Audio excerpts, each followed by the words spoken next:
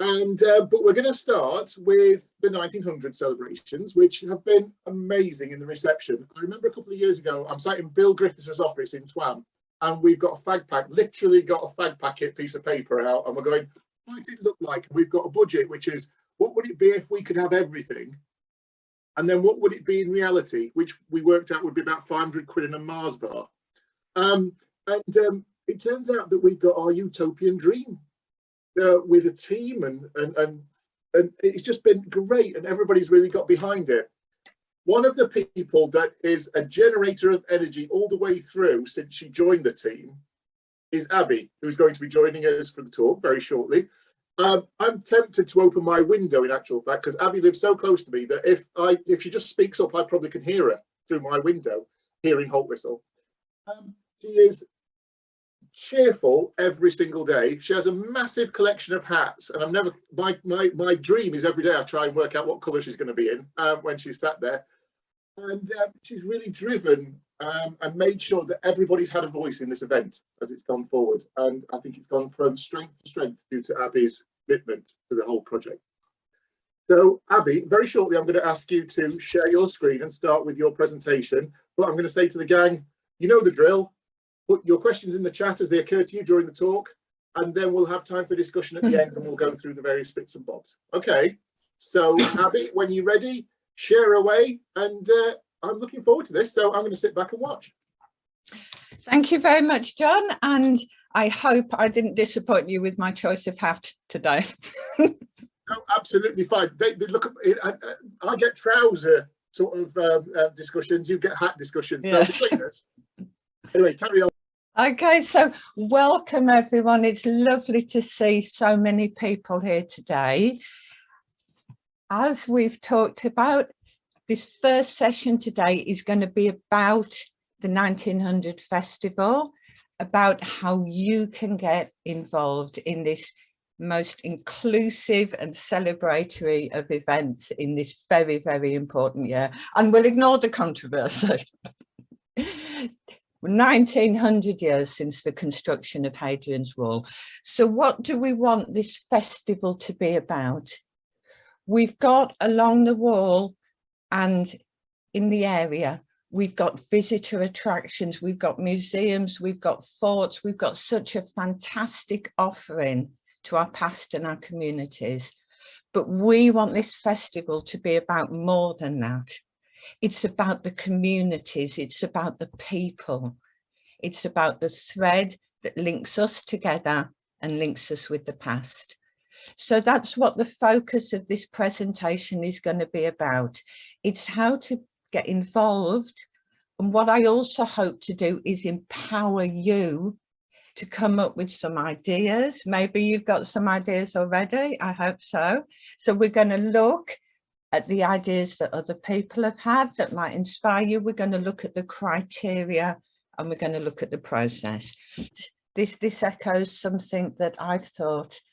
Can we find a village 1900 champion for each community along the corridor? Wouldn't that be wonderful? Because really it just takes one person usually to stand up and go, come on guys, let's do something. What can we bring to this? And you find so much coalescing about that. So as Kerry's referred to, we've got activity, we've got an activity centre sort of developing in Hedden. Visit Corbridge, I was there last night. They've got some amazing things planned for the town. Holt Whistle, I think that's going to be down to me and you, John, and Val. So I think we're going to be able to activate Holt Whistle. So in all the communities, yeah, that would be absolutely lovely if we could have all those little centres of activity. So that's a great idea. Now, I'm going to move on now then and start looking at the actual process of getting involved in the festival. So I'm going to be screen sharing. So I won't be able to see you. So as John says, if you've got any questions, please put them in the chat, and then I'll try and stop regularly and look at those. And we'll also have questions and discussion at the end as well. So I'll just start sharing my screen now.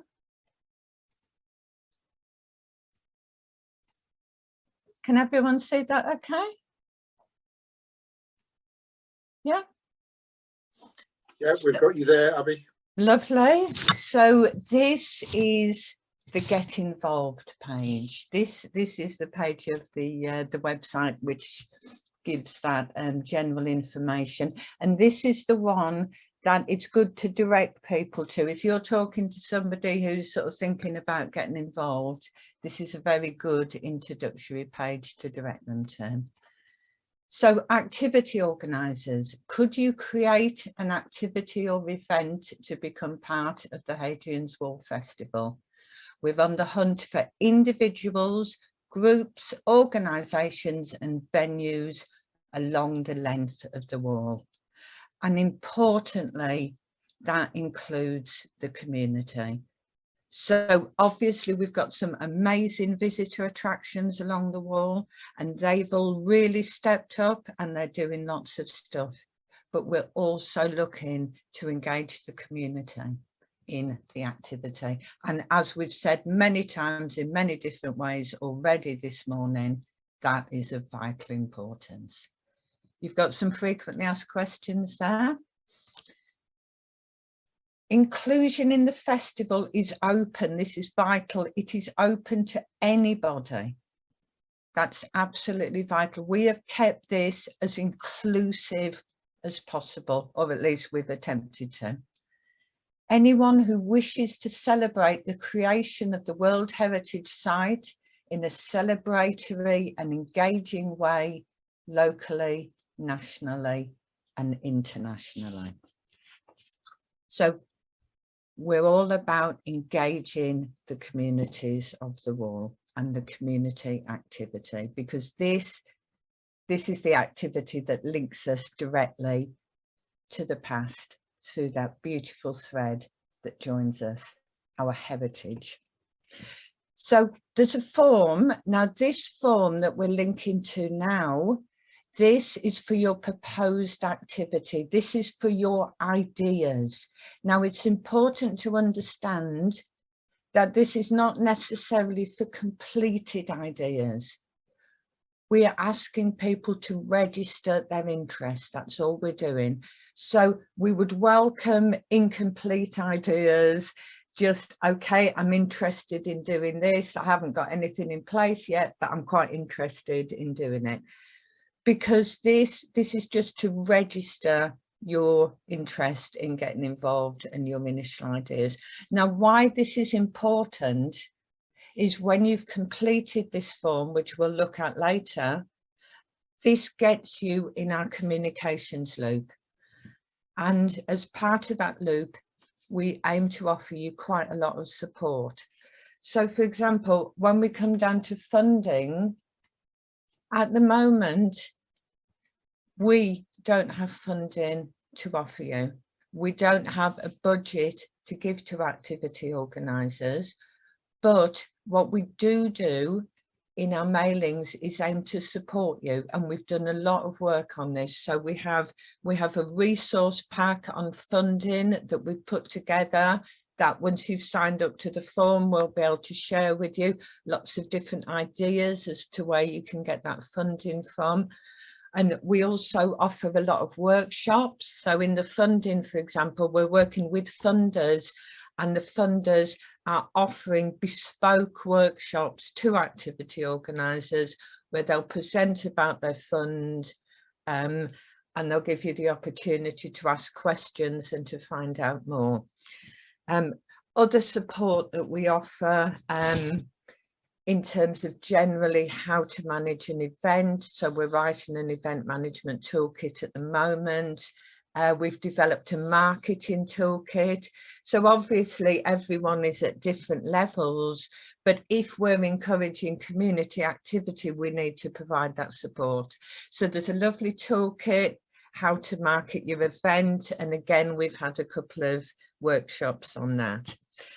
We have regular sharing sessions. So this is an open session where activity organisers get together and talk about what they're doing. And those sessions are lovely because we always end up with lots of new connections being made, because we've got all these different activities taking place on the wall, and it's wonderful how they can often link up and make something bigger.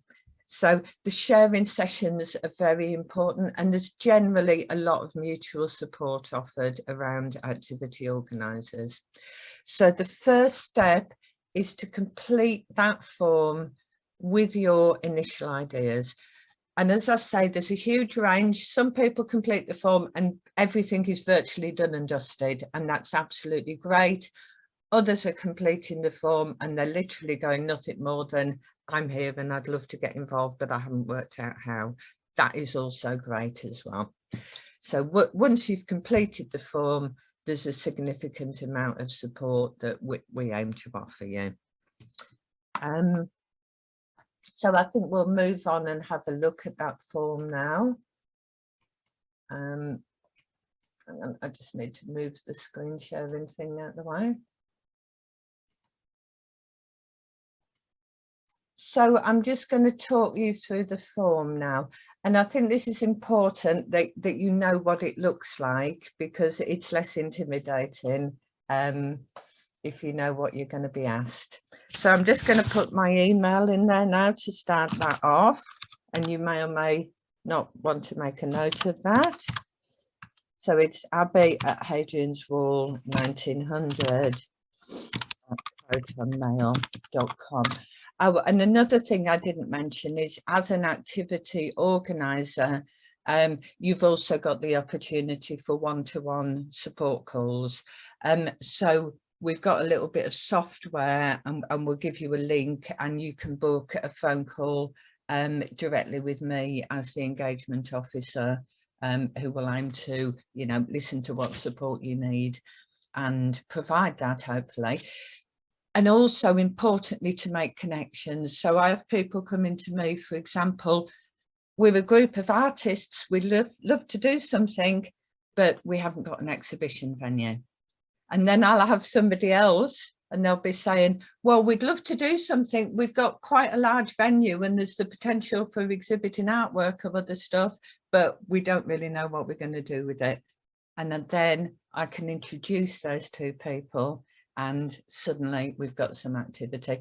So a lot of it, from my point of view, has been about making connections. So I'll just continue now. I'm just going to talk you through the form. So are you submitting on behalf of a venue, organisation or individual? What is the name of the venue, organisation or group? And the bio. Now, this isn't intended to be intimidating. All we want to do is know a little bit about you, and the kind of information that you gave at the beginning of this call, that's absolutely perfect. Just a few sentences just about you, who you are. As I say, this whole process is designed to be as inclusive as possible. We're just collecting information so we can understand what you've got planned and support you as much as possible. So the next bit is just your main contact details, and you need to agree that we can keep your details.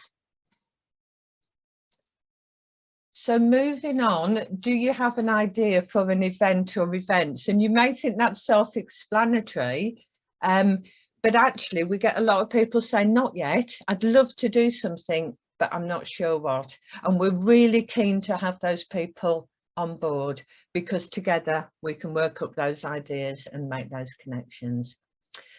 So the next section, we just want to know about your proposed activity. What are you thinking of doing?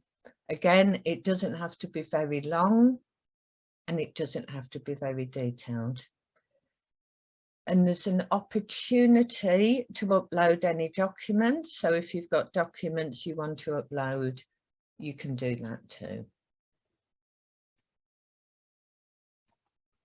How will your activity contribute to the overall sense of Hadrian's Wall 1900 Anniversary Festival?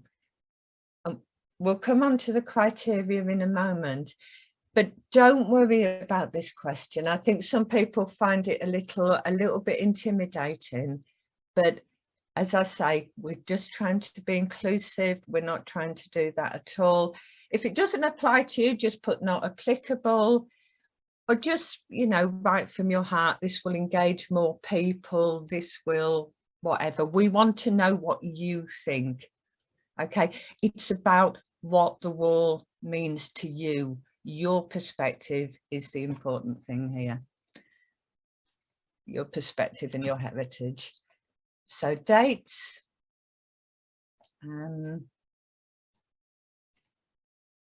Oh, I need to fill that one in. And I think we're more or less finished now.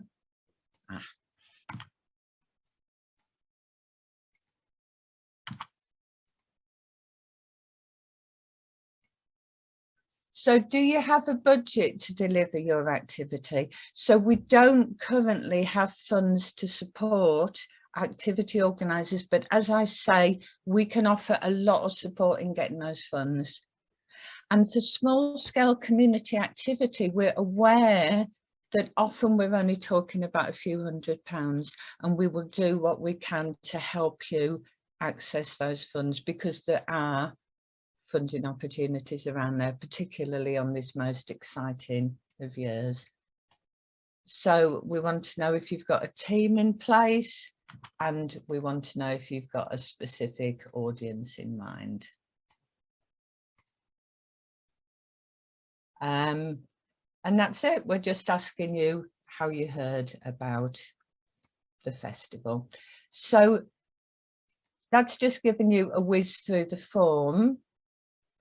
And we're going to move on to criteria now. We've tried to keep this as loose as possible. Obviously, it has to take place this year. So the dates of the festival launched on the 24th of January, which is Hadrian's birthday, and it will finish on the 23rd of December. This is the last day of the Festival of Saturnalia. Now, more details will be coming out about this, but we are going to finish with a bang. We're looking to have some quite incredible Saturnalia celebrations to finish this year off. Now, in terms of physical location, ideally, we're looking for something to take place within 10 miles of the frontier. So what we mean by that is the line of Hadrian's Wall, or the western coast frontier, coming all the way down from Bowness to Ravenglass. But that is only a rough guide. So already we've accepted activity that sits outside of those physical locations. For example, we've got very exciting activity happening at Bewcastle, because you've got the key fort there. So we've got a music festival that some of you might be aware of, that's linking with Hadrian's Wall 1900 happening at Bewcastle. Likewise, going the other way, we've got activity at Epiarchum, which is set well back from that area, but that's the fort that guarded the lead mining interests from the Pennines. So we've got a lot of stuff happening there as well. So that is a rough guideline for the for any physical activity, but it's by no means set in stone. It needs to have reference to the festival, or the themes of the festival. So it's got some suggestions here for themes, but look what it says, that's really important. Ultimately, we are asking people to explore and celebrate what Hadrian's Wall means to them. So we're not trying to be prescriptive about this, but we're offering some ideas. The people of the wall from all backgrounds, because of course it was incredibly diverse, you know, so you've got all this opportunity to explore the diversity of the wall, the bringing together of different nationalities and communities. The environment of the wall, so the landscape, the ecology, this is all important as well. This is all part of the environment that the wall sits in, and that indeed that the wall has affected the environment and the flora and fauna, the place. So that's relevant as well. The World Heritage Site status, of course, the archaeology and the history. But beyond that, it's about the heritage as well. The stories that link us to the past, the traditions that link us to the past. Life on the wall and the promotion of Hadrian's Wall as a visitor destination. But as I say, those are just ideas. We want to know what the wall means to you. One sec. We're keen that it's suitable for family audiences. It doesn't matter if it's not, but if it isn't, it needs to be very clear that it isn't. We'd invite you to consider accessibility requirements and to consider how you will promote diversity and inclusion and sustainability. So I don't know if we've got any questions on that before yes, I'm just looking at David's question. So that's for physical activities. We're looking for physical activities to be taking place close to that frontier site. So virtual activities, obviously you've got a lot more leeway there. Okay, does that make sense? So we've got quite a lot of virtual activities going on as well. I am just going to finish off. We've got 1/4 of an hour left. So I'm going to finish up. I'm just going to go briefly through the second form, just so you've seen it. And then I'm going to finish off by looking at the website and some of the things that are already happening, and hopefully that'll leave enough time for a few questions. So when you're ready to confirm your activity, there's another form to fill in. This is the confirmed marketing information form. So this is quite precise because this form allows us to start marketing your activity. When you have completed this form, at that point, your event is accepted as part of the festival. We will start advertising it for you and we will send you the branding pack. So before you're confirmed, you can use the Get Involved logo, but once your event is confirmed, we have a special suite of logos which say I'm part of Hadrian's Wall 1900. So we'll share those with you. The event will be advertised on the website, on social media.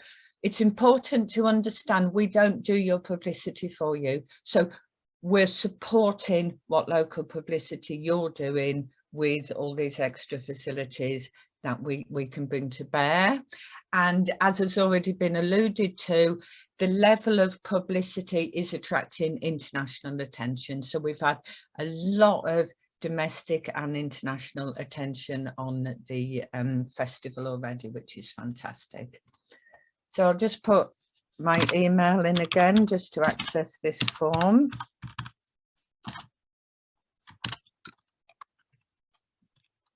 And we'll just go through just so you know what to expect. So you have to agree to the terms and conditions. We obviously just want a bit of information about you and your website. So bear in mind, if you want our website and the social media to link to your website or your Facebook or your Instagram or whatever, you need to put that information in here. The name of the activity, the dates that it's taking place, and this form is for completion when you've got that information. If you haven't got the dates yet, you probably shouldn't be completing the form. So this is information that is ready to be given to the public. Dates and times and location, and obviously that can just be virtual.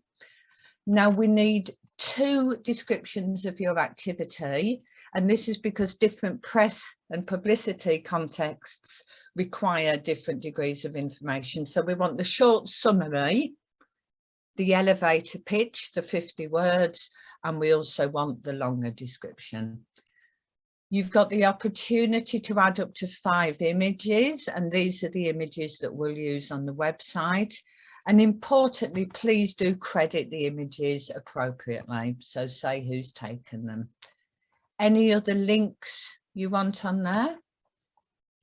Is your activity ticketed? Now, this is a question we often get. Am I allowed to charge? And the answer is yes. It's nice if some activity is free, and there's a lot of free activity being offered, but please don't think you're precluded if you have costs to make. We have a lot of activity organisers are ticketing their event, and that is absolutely fine. So if you give us the link for that ticketing, we'll be able to include that in the publicity, social media links, any accessibility information, and what category your event falls into. Now, we haven't done this yet, but we're in the process of categorising the events, so music, literature, history, etc. And then anything else you want to add. So that's just giving you a brief idea of what the marketing form looks like. And filling in the marketing form gets you on the festival. I hope the festival webpage. I hope you're all very familiar with this now, and you go and have a look, because there is some incredible events going on already. Don't forget, this is a rolling process. In no sense has there been a deadline and these are the events that are happening. We are consistently throughout this year going to be asking for activity, inviting activity. So this is just what we've got so far, and we're only just at the beginning of month 3. So I'd invite you to have a look. Here we've got, I'll just whiz through a few before we go on to questions. We've got a wonderful talk at the Lit and Phil by David Breeze. We've got the networking days, which obviously we're at now. Gone to the Wall. This is a fantastic community play, which is taking place in a number of locations. The Berg by Sands event, that again is a community organisation. They're organising some reenactment and local craft stalls. And one thing you will notice about the website is you can't distinguish, the way we do it, you can't distinguish between the community events and the partner events, and that's important. This is not a 2-tier festival with big promotion being given to the partners and community events being advertised differently. This is all equal. So I love the way that we've got that, and everything has equal prominence. North of the Tyne is interesting. This is an existing event that takes place across North Tyneside, because it's important to note that it's quite possible to take, and it doesn't have to be a new event, an existing event that you badge up appropriately. You maybe just tweak the description or the badging, and then it can be part of the festival. So for example, I mentioned Visit Corbridge. They're doing quite a lot of that. So every year they do a bake-off. Well, this year they've introduced a Roman theme to the bake-off. So that established event can now be considered part of the festival. So do consider that. This is Catherine. I'm sure many of you know. So this is an example. Quite a few of you have said that you do guides at some guiding at the visitor attractions. Catherine's gone beyond that, and she's advertising that. She's offering walks direct to the community, and we have quite a few of those, either historically based or flora and fauna or geology based. So your expertise, your local expertise and your knowledge is a really powerful bit of collateral. Anna, this is a virtual one, so she's doing a virtual walk. I'm just gonna nip back because I'm conscious we have to finish. Just a quick look at April. So we had someone from Ousburn, didn't we? The Ousburn Trust are doing some brilliant stuff. Their walks, they've had to introduce new dates because they've completely sold out. So again, this is a community organisation offering its expertise.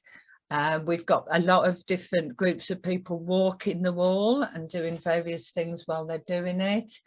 Another bit of reenactment there.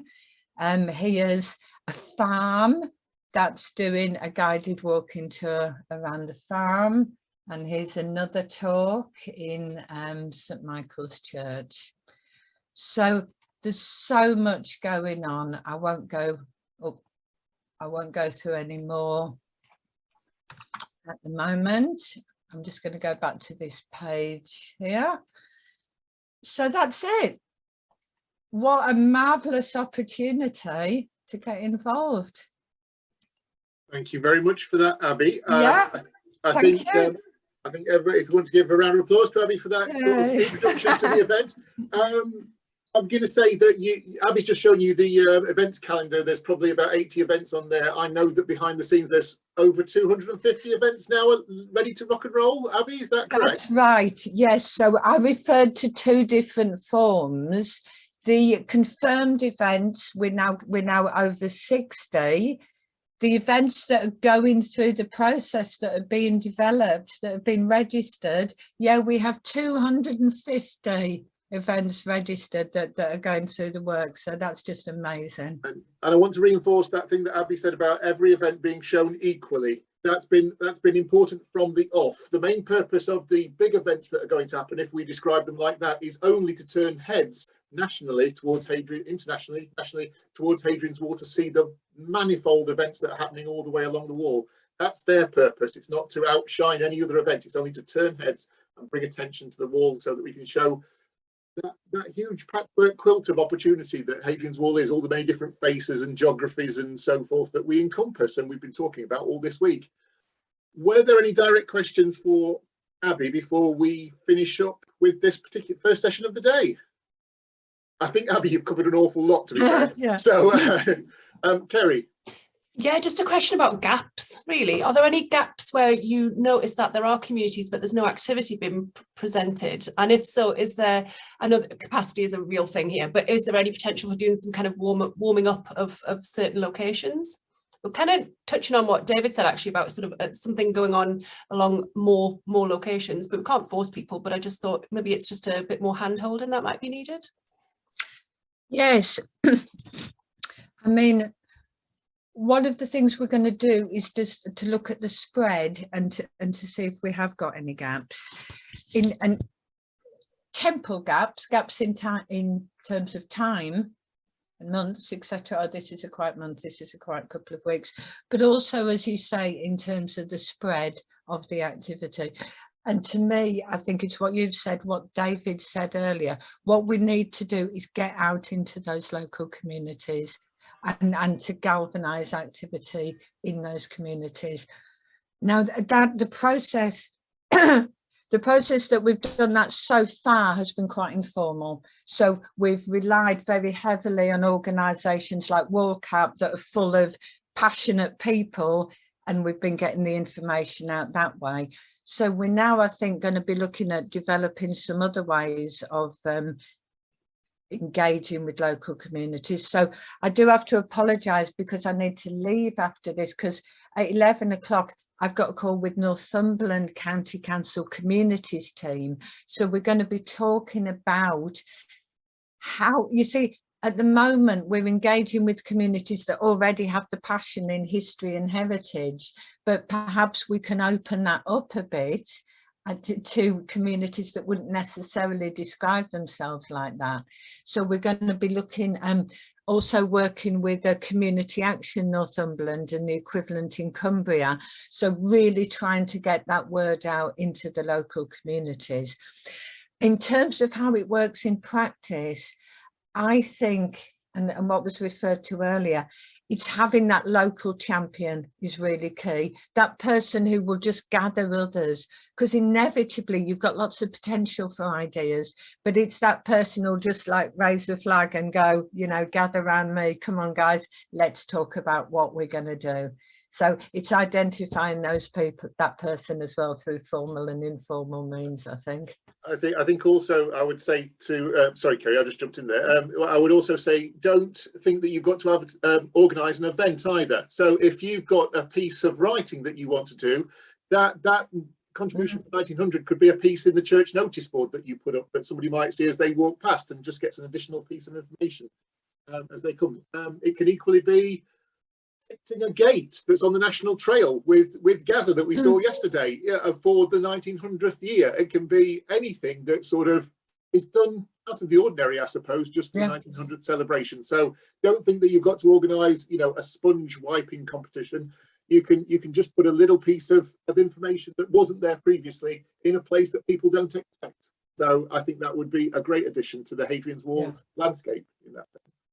Yeah, I think that's absolutely right. And it's key to think that we describe them as activity organisers, to try and sort of move away from events. It doesn't have to be an event, as John says. So I was talking to a book publisher yesterday. They're going to be republishing a book about the wall. I won't go into the details, but it's not really an event. But it is important activity and it does link in with the festival. So that's a really good point, John.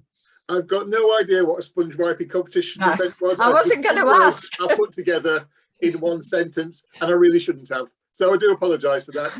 But you know, I'm pleased you clarified. Can I just say, obviously, I sit on the steering group for 1900th and help Abby, and I'm really keen on this idea of the gaps because, as we've talked about, those who can will, and we know that from all our volunteering programmes. We mention Hadrian's Wall and people come forward. We mention 1900th and people come forward, but there are rafts, thousands of people who are not involved, and I'm quite interested in how we make. Not how we make, but how we unlock the way that they find that the wall is relevant to them. It doesn't have to be relevant to everyone. I'm not trying to force this onto people, but I'm just really keen that we just try and strip out those real and perceived barriers to who is the wall for. So, you know, I'll support you with that, Abby, whatever I can do. Thank you, Kerry. I just go back to the sponge. I think I've damaged people this morning with that combination of words. I'm going to leave now. Bye. But, thank you very much for that, Abby. I think that's been a very comprehensive walk through what is going on behind the scenes for 1900, how people get involved and what that kind of looks like. And thanks for showing us the forms so they don't seem quite so scary. I would recommend that you get in contact with Abby should you have any thoughts, ideas, even if they're just pie in the sky ideas. David Brough, I expect to see your name on that list very soon. And yeah, I mean, the great thing about having a regular chat with Abby, as I say, is you get to find out just how many hats this person owns and every shade of the rainbow. So I'd recommend just spinning them out into 5-minute conversations all the time.